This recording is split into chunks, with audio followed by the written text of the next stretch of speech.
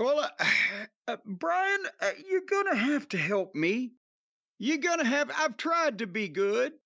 I've tried to change my ways, to reform, to see the light, to turn over a new leaf, to make some New Year's resolutions, to modify my behavior. But I'm still upsetting people. And I don't, I'm very confused. Brian, I hope all the Cult of Cornette listeners will just take a second to help me work through this. Can you be my therapist here, my mentor, my advisor, my confidant? Your somebody anger give me management therapist? Didn't we start with that? That didn't work out. But I'm not angry now. I'm not angry now. I'm bewildered. I'm bemused, bumfuzzled, confused. I don't understand because, see, I've been trying to do things the right way. I've been trying not to tick some people off. Now, it started out that I was ticking people off. I was making people upset. I was getting people all kinds of stirred up and just wound up in the crotch. When I would say things like, for example, so and so ought to be boiled in oil and have the fat sold for soap. Now, some people considered that an inflammatory statement. Or if I was to say, for example, that son of a bitch should be run over by a steam engine in front of his immediate family. People thought that was being too extreme in my viewpoints. I'm guessing there would be a kidnapping involved there, because why is everyone hanging out by the steam engine? Well, you know, it's the locomotive. It's the other side of the tracks. A lot of people are living there these days. And, you know, you got to get to one side or the other, because when you're in the middle, things happen. But anyway, so I tried to lighten up on people a little bit, and I tried not to say such inflammatory things like that no good gum bumping sack of snake feces ought to be drug out in the parking lot, strung up, and let kids throw rocks at him for a dime apiece.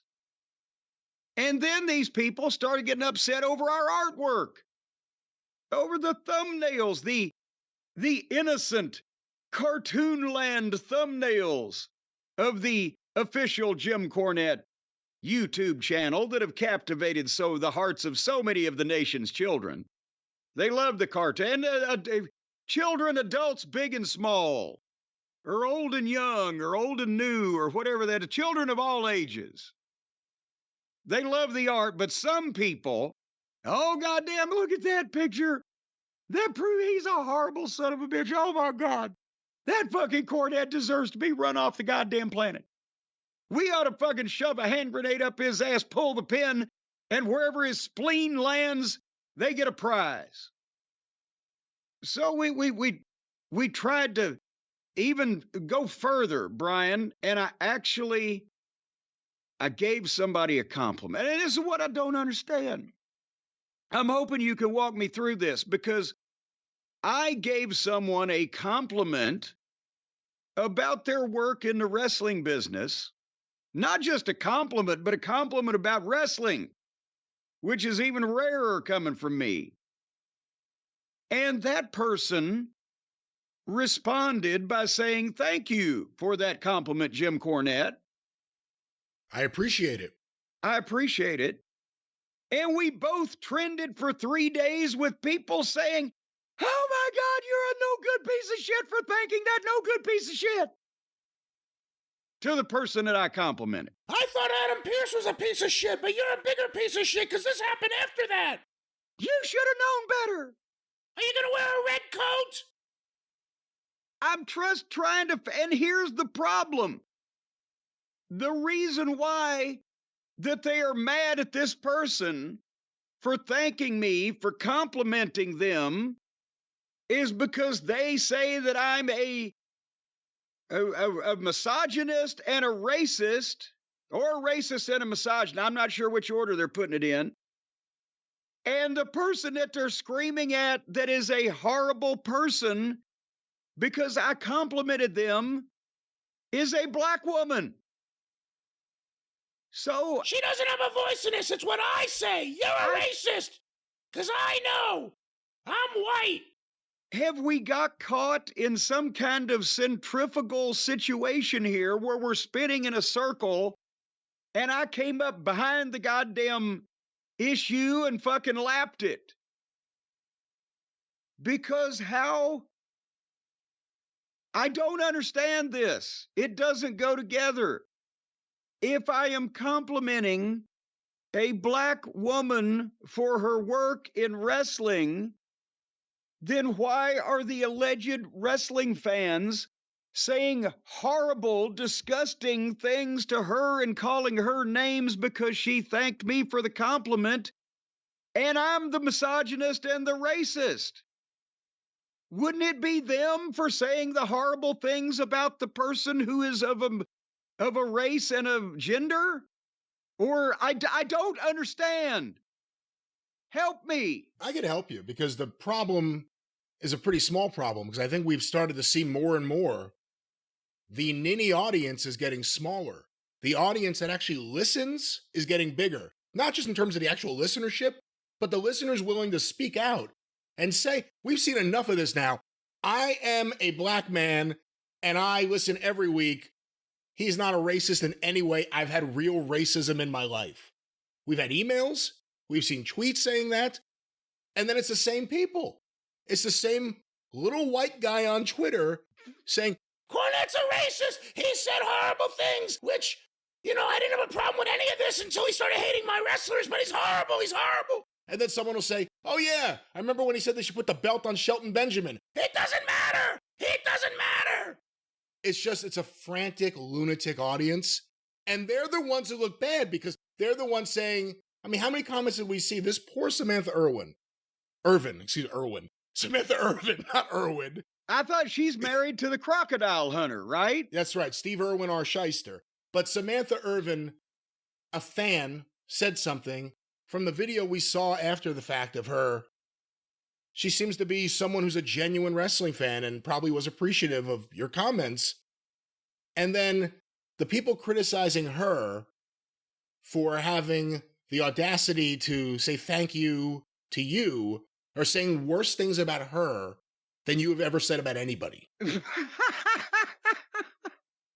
It's a sickness, it's a craziness, and I'm happy that more and more listeners are now getting directly in there and whatever you want to say, ratioing them, fighting back, filling up their comments with facts.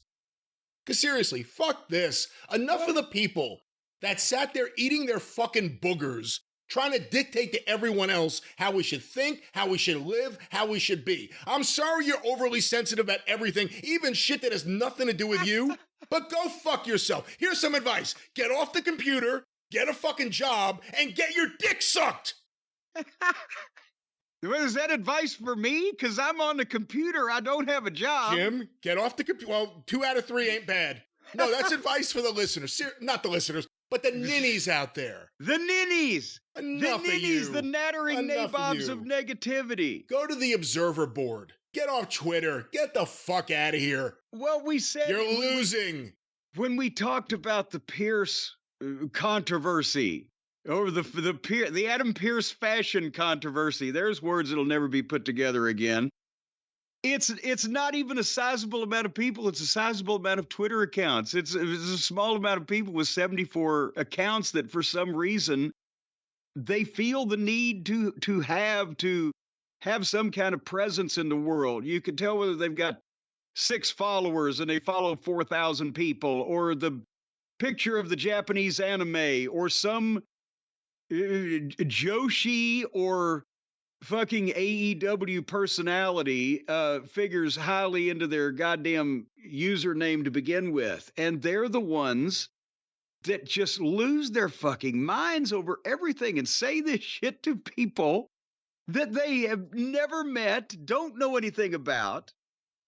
And it's somehow, again, I don't even care if you go out and get a job or your dick sucked. Just go out in the yard. Because that's where I went on Friday night. When this whole thing happened, after our clip came out, and then she thanked us for it on the tweeter machine. We're out there in the backyard, and Harley is making friends with a bird under the redbud tree. They're about 5 feet apart, right? And Stace takes a picture of it. And she tweets it. Look, Harley making a bird friend. I say, you know what? I'm going to retweet that because I like it when people see pictures of my puppy. So I come up here and get on my computer to retweet the picture, and I'm trending. I'm like, what the fuck? I don't even have time. Here's a picture of my dog and a bird. And then the next day, it's Saturday. The weather was beautiful. The Monroes are over, continuing to build my patio that I've spoken of back there with the fire pit and the stone and blah, blah, blah. And I had to run over and visit my cousin Larry. For those of you who've been listening over the last several months, he's still having health challenges, etc. And we're planning, it's good weather. Stace and we're going to put some burgers and dogs on the goddamn grill. And there are people screaming on Twitter, using their day to scream at this poor woman who innocently thanked someone for a goddamn compliment. What the fuck is the matter with these people? And I'm trending for 3 days while I'm in the backyard eating a fucking burger. How was the burger? It was lovely. It was wonderful. It was a lovely burger. I've never heard that before. It was a lovely burger. I would encourage more people to have more burgers and less Twitter. But so here's the thing. Should I stop complimenting people? Or is it that I just don't compliment the people that they want me to compliment? Or how should I adjust my behavior? Should I quit saying good things about people, or should I quit saying bad things? Or what about if we just instruct all the people who don't like anything that I say or don't like any of the various things that I say to put their lips together around my penis and blow? And then that would accomplish some element of the dick sucking you were talking about, while at the same time, I would be the beneficiary of same. I've seen some of these people. Good luck with that. Have fun. Have fun over there. A dark era at Castle Cornette. The blowjob era. You never know. There may have to be a screening process, I guess. Or maybe some people will be invited to choose a surrogate. It's not like the glory days behind the dumpster. It's a different scene nowadays. It's a different scene. It's a different scene in this modern environment. It's not like when you could just go back behind the dumpster and everything was there. All right. No, but you know what? The big thing, the big takeaway, though, I think, and again, it makes me really happy. The listeners get it. And you're seeing more and more of them speak out because they enjoy the show. We come at them twice a week. We give them more content than just about anyone could reasonably ask for. We're there a lot. They listen to a lot of us. They hear everything we say. They don't agree with everything we say, but they listen to the show and they enjoy it. And when they see these people who don't listen, have preconceived notions about you, don't like you purely because you don't like their wrestling or won't give it a chance. In some cases, just as absurd as you make jokes about wrestlers. Those people, it feels like that's a diminishing audience. And we're seeing a whole new era of growth and a whole new era of the listeners willing to say, fuck you, leave us alone. We like this. It's better than everything else. Well, is it actually Tony Khan and his merry band of pranksters validating our comments by performing same every week on television to their dwindling audience, who may be starting to agree more and more with us and a variety of other listeners that feel the same way? That what the fuck, straighten your shit out. See, that's a large part of the resentment from a certain segment of the audience. It is that when AEW started in 2019, from the jump, Jim Cornette is wrong. This proves Jim Cornette wrong. Jim Cornette's wrong. And then in 5 years, it slowly started, well, you know, he's right about a few things here. Or, well, you know, I don't like all the things he says in terms of the names, but he has some good points. Or, you know, I listen every week now and he's right. I don't even watch AEW anymore. Well, it wasn't like anybody had to be the ghost of Nostradamus to predict some of the things that would happen based on some of the people involved and traditional rules of thumb of the wrestling business. That most of the time when somebody's never done something before, chances are they're not going to fucking knock it out of the park in a goddamn national television show from day one. Or, the legless boy on the first pay-per-view was the canary in the coal mine, I think. But it's not only their company also, but honestly, what have we been saying since we've been doing this program? The WW, and when AEW started, the WWE had been practically laying down and inviting somebody to come and challenge them for a while because they had made themselves the company, the evil empire. The promotion itself, more often than not, because of Vince, either on TV or in real life at various points, was fucking heel. And they didn't like his creative because his mind had melted. And whatever, adolescent fantasies that he started working out when he was in his fucking 70s ruined the TV show, and nobody was a star, and it was blah. They were giving it to an opposition promotion to at least get a leg up at that point on a silver platter. And Tony comes and gets the leg up, and he, like in a fucking Three Stooges movie, he goes all the way over the fence and lands with his head in a bucket of yellow paint.